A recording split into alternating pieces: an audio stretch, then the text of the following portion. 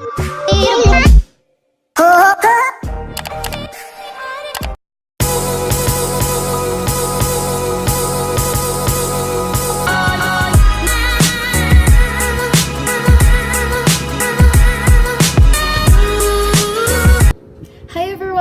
here. Welcome back to my YouTube channel. In today's video, guys, I'm going to share dated everyday makeup routine. And here's the final look of my everyday makeup routine. So I've decided to do this kasi nga yung past everyday makeup routine ko is almost 2 years na rin. And yan, nagawa ko na siya and updated ko siya. And madami na din kasing na bagong makeup products yung gamit ko today. Yeah guys, if you want to know how I did this look, just keep on watching, and without further ado, let's get on to the video.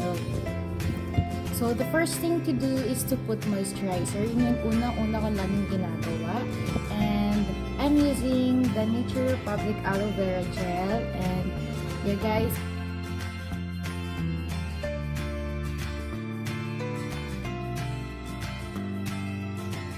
so the next thing I'm going to do is to put Attribution-ShareAlike, and this is in the shade Light.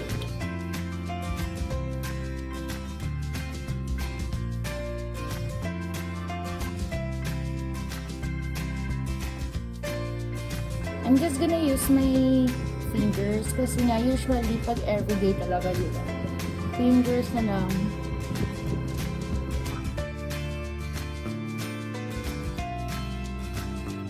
The next thing is I'm gonna put a concealer sa eye bags ko para matakpan yung dark circles.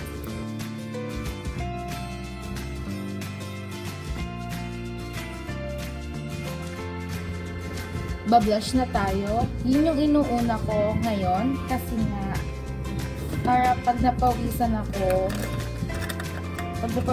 nandun yung tint sa pinaka-skin ko. Para mas magmukhang natural looking. And here I'm using the Everbanana Lip and Cheek Roller. And this is in the shade Coral Crush.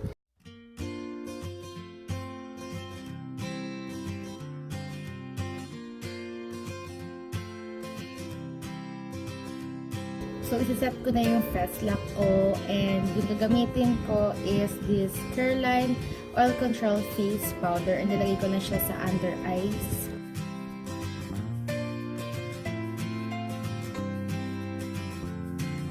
So, i-fill in ko lang yung brows ko.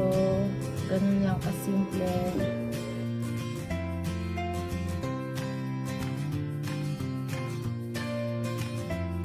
So, tapos na tayo sa brows. Ngayon, i-curl ko lang yung lashes ko, and nilalagay ako ng favorite mascara ko from Maybelline, the Hyper Curl Volume Express Waterproof.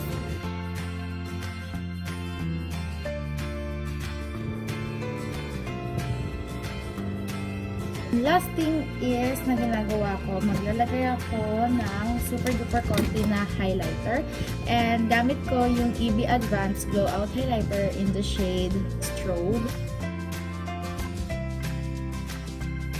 So, yung gagamitin ko for my lip, etong Everbanana Lip and Cheek Roller in the shade Coral Crush. Kung ano lang yung ginamit ko sa cheeks ko, but ngayon sa baba ko lang siya lalagay.